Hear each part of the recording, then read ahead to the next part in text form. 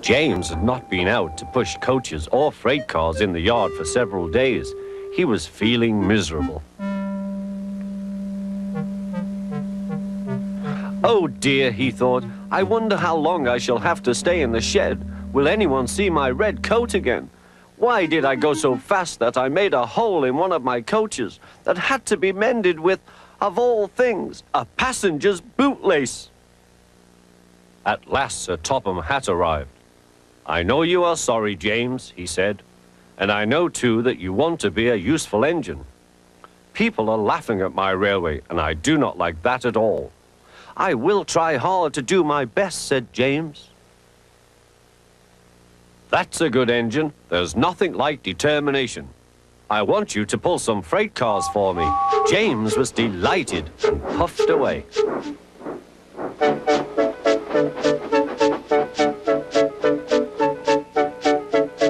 Here is your freight train, James, said Thomas. Have you got some bootlaces ready? And he ran off laughing. Oh, said the freight cars. We want a proper engine, not a red monster. James took no notice and started as soon as the conductor was ready. Come along, he puffed. We won't, screamed the freight cars. But James didn't care, and he pulled the screeching cars sternly out of the station.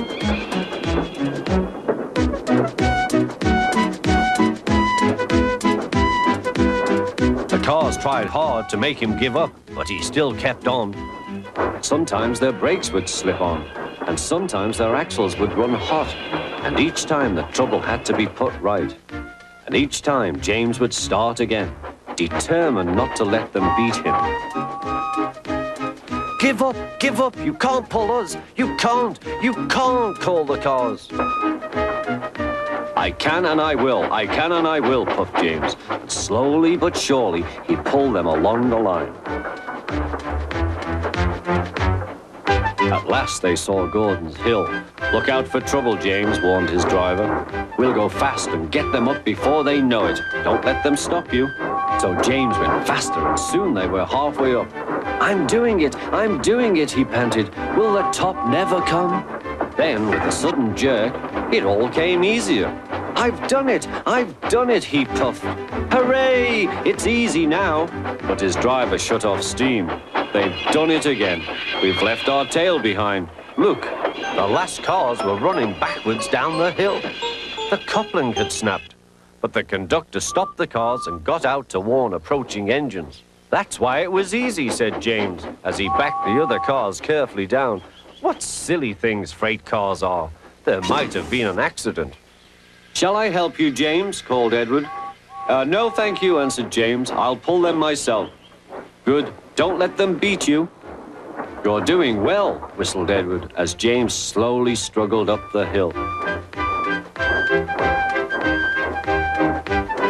I can do it, he puffed. He pulled and puffed as hard as he could.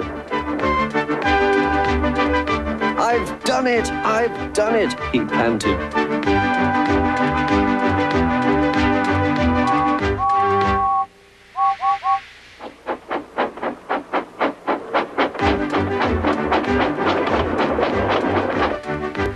They reached their station safely, and James was resting in the yard when Edward pulled up.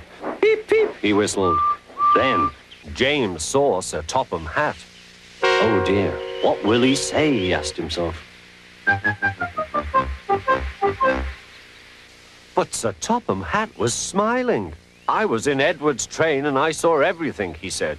You've made the most troublesome train on the line behave.